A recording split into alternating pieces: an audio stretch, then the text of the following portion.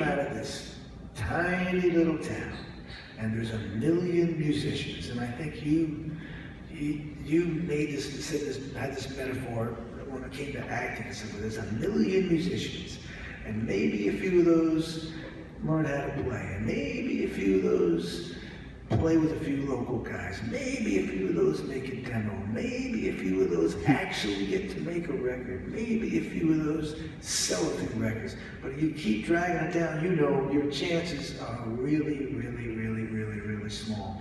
And so you've got to have the insane hunger, ego, ambition, and desperation to take any chance, anything that comes your way, and try to bust those doors down, you know. So paying the no taxes. I didn't pay the taxes for a long time, but I pay them now. So. You do, yeah. Yeah. Although it looks like you're not going to have to pay so much now if this thing goes on.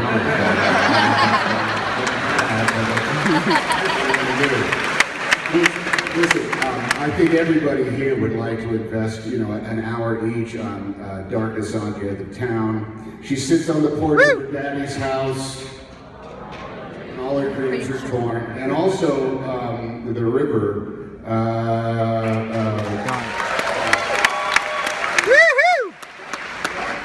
That was really the first record that really was influenced by movies, you know.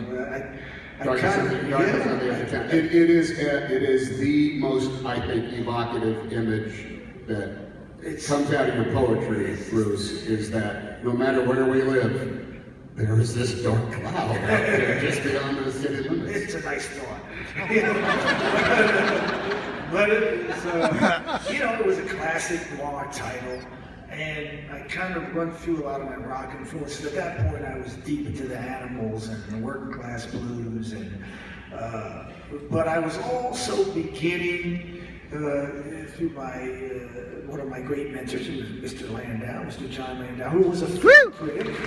Was here tonight, and he was a film critic and began to get me to watch films. I think the first thing I remember that had a huge impact on me was obviously John Ford's Grapes of Wrath.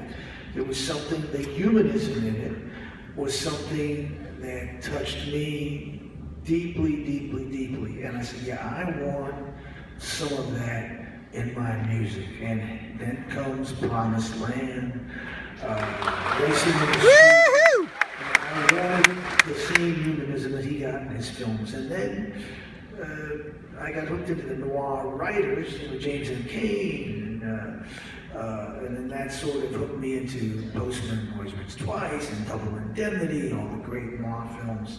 These are all about heroes that are yearning for something that they can almost only get by being crooks. Yeah, you know, so legitimate wealth or legitimate security is out of their reach.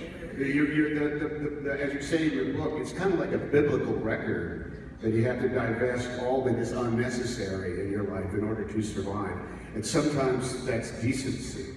Well, you know, that was at the time. That was really what I had to do, you know. It was like I said, this was in the middle of we didn't pay the taxes. No, see,